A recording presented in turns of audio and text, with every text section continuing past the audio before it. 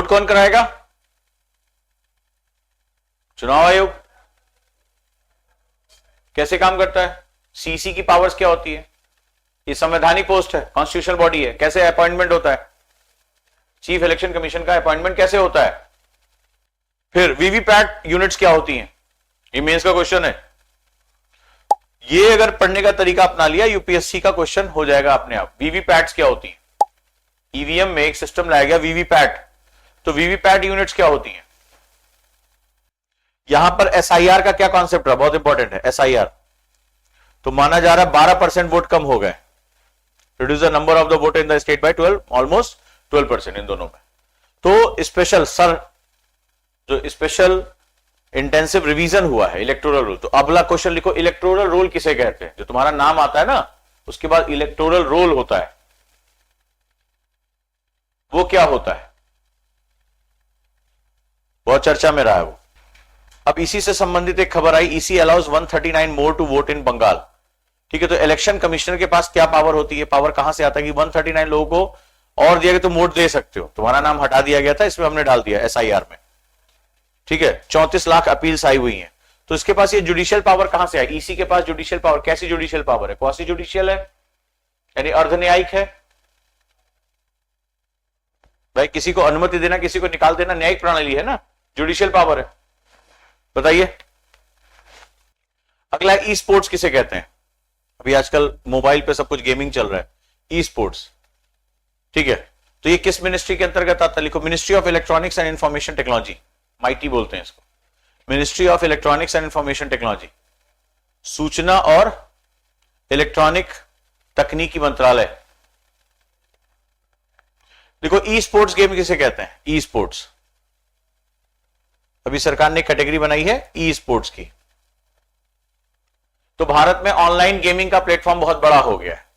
ठीक है, तो उसके लिए कोई प्राधिकरण है? हाँ, यही सब एग्जाम में ये सीधे क्वेश्चन आता है। ये देखो online gaming authority of India, नाम सुना था? Online gaming authority of India. आपने सड़क प्राधिकरण सुना था? ऑनलाइन गेमिंग प्राधिकरण, भारत का ऑनलाइन गेमिंग प्राधिकरण। ये कैसे काम करेगा? ये काम करेगा, लिखो, एक एक्ट आया हुआ है, किसको किसको पता है? लिखो, ऑनलाइन गेमिंग एक्ट 2025। लिखो, ऑनलाइन गेमिंग एक्ट 2025। बोलो इसके प्रावधान क्या है, रेगुलेशंस क्या है इसके? क्योंकि आजकल लोग बहुत जुआ भी खेलने लगे, सब कुछ होने लगा है, बड़े पैमाने पे फैलने लगा, तो सरकार ने इस पर क्या किया है? एक्ट लेकर आई है, online regulation of online gaming act 2025, online gaming act 2025। प्राधिकरण कौन सा है? Gaming authority of India, OGAI, OGAI। बहुत इंपॉर्टेंट, मार्क कर लो। किस मिनिस्ट्री के अंतर्गत आता है? MeitY, ministry of electronics and information technology.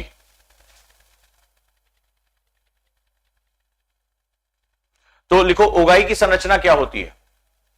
Online gaming authority of India की संरचना क्या है, स्ट्रक्चर क्या है? कौन कौन इसमें शामिल होता है? एक्ट का स्ट्रक्चर क्या है? ये नई चीज है, बहुत इंपॉर्टेंट है, एग्जाम में आएगा। देखो, चैलेंजेस क्या है ऑनलाइन गेमिंग के, ई स्पोर्ट्स के चैलेंजेस क्या है? तो जैसे क्या होता है कि हमारे पास सर्वर नहीं होता, वीपीएन से क्या होता है, दूसरे देशों के खेल डाउनलोड कर खेलते दोगे तुम लोग वीपीएन से? हाँ, तो उसमें हमारा डाटा थेफ्ट होने के चांसेस होते हैं और बहुत ज्यादा इसमें तमाम तरह की और दिक्कतें आती हैं। तो उसको कैसे रोकना जाएगा, इस पे हम लोग जो है चर्चा करते हैं इस पे। ठीक है, ये हमारे लिए एक नया और इंपॉर्टेंट सेगमेंट हो गया। इन क्वेश्चंस को अलग रखते जाना अपना। क्या था ये केस बहुत इंपॉर्टेंट रहा। मालेगांव ब्लास्ट केस क्या था?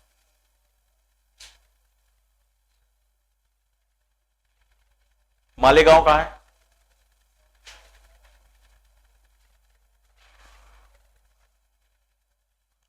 दो 2006 का अब जाकर आउटपुट यहां पर आ रहा है।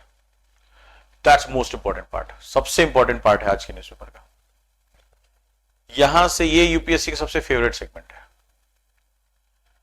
ट्राइब्यूनल, पहला तो देखो रिवर डिस्प्यूट ट्राइब्यूनल्स क्या है, रिवर से रिलेटेड ट्राइब्यूनल्स क्या है, पावर्स क्या है उनकी, जैसे Kaveri tribunal, Mahanadi tribunal.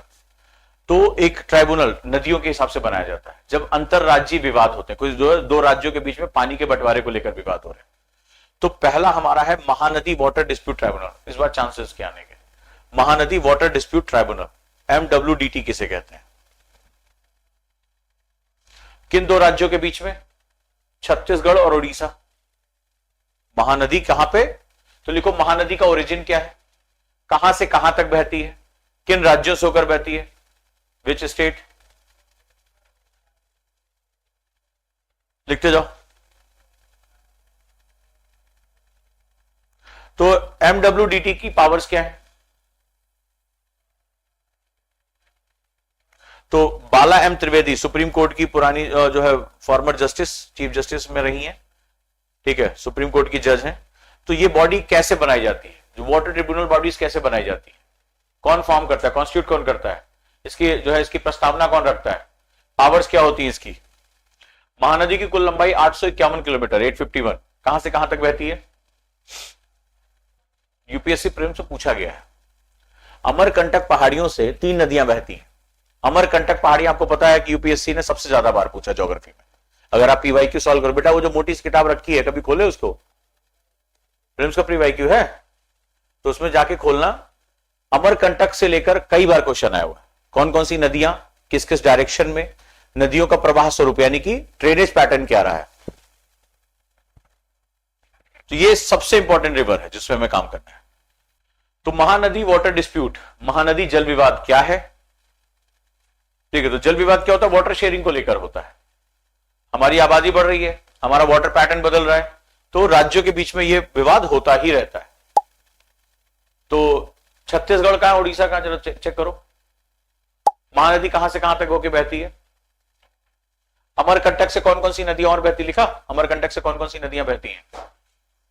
Done हो जाएगा। कितने क्वेश्चन हुए? ये सारी चीजों को क्वेश्चन फॉर्म में लिखना, गायब नहीं होना चाहिए। कितने क्वेश्चन हुए?